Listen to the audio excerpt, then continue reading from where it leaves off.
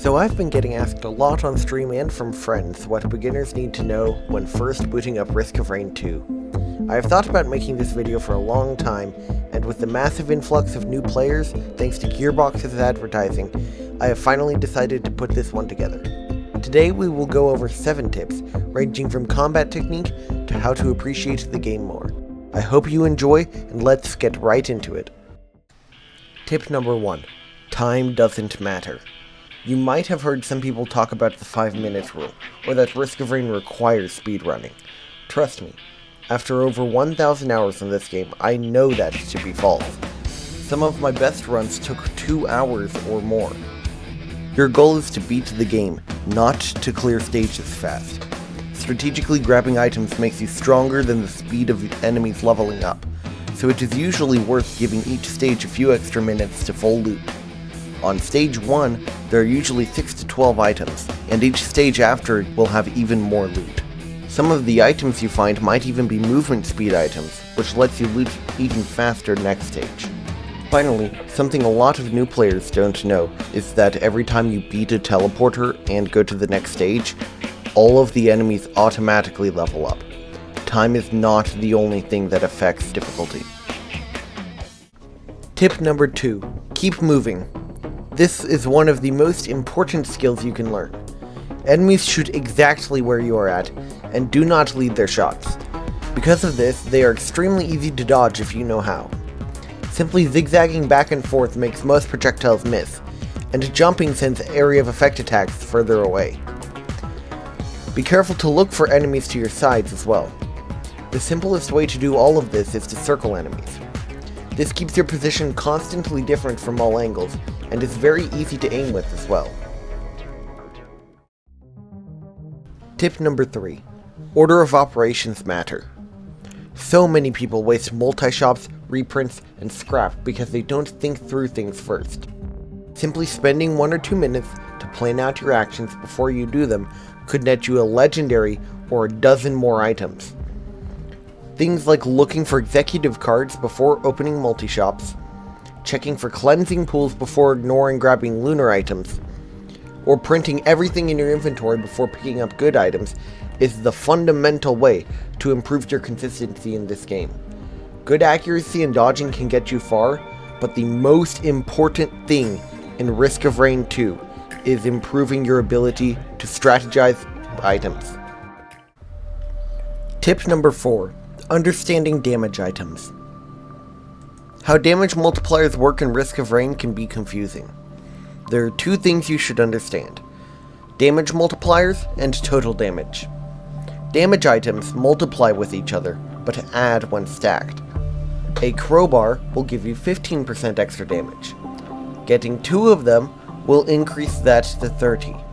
However, if you have a crowbar and a watch, the damage does not add up to 35%, it multiplies. This is how every damage multiplier works. So 1 watch, plus 1 crowbar, plus 1 focus crystal, plus 1 armor piercing round, plus 1 crit goggle, equals 4,140% damage, which is way higher than 5 watches, that being 200%. Variety is key when it comes to damage items.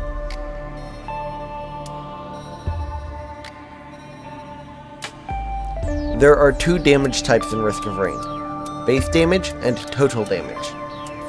Each survivor has a damage variable that increases when leveling up or from certain items. This number is what the loadouts and many items use. The other damage is total damage. This percentage takes from the damage of whatever activated it. For example, if you hit an enemy for 100 points of damage, and your ATG was activated, which deals 300% total damage, then the missile would do 300 points of damage. Keep these numbers in mind when grabbing new items. I would highly recommend turning on the Enable Inspect option under Umbrella Features, so that you can see these numbers in-game.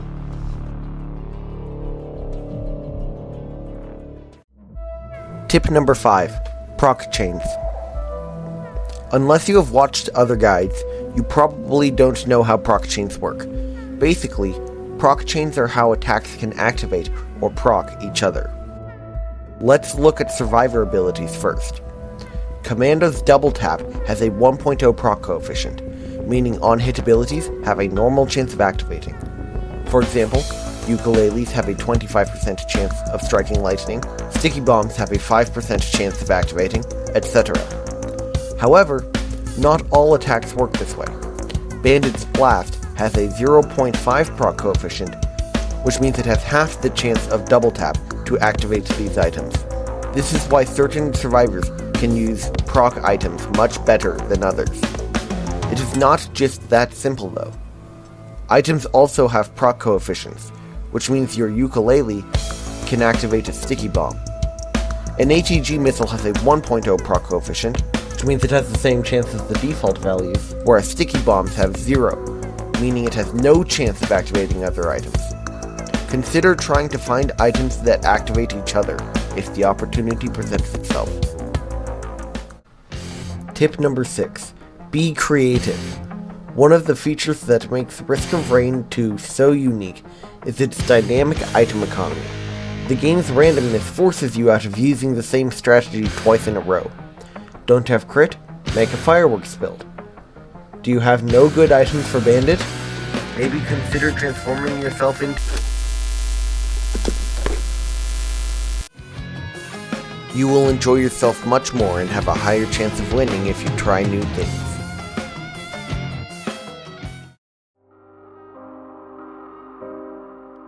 Tip number 7. Appreciate what you have. This is one that I think, tragically, far too many people disregard, and it is the most important to me. Video games aren't just entertainment, they're art. Appreciate the wonderful world. Delve into the lore of the logbooks, and let the story of survival at all costs, of good versus good, and of the sacrifice of a brother, impact you. It's deep, it's tragic, and it's beautiful.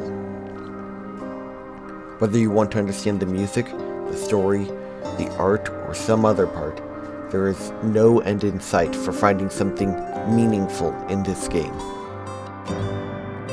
This is Risk of Rain.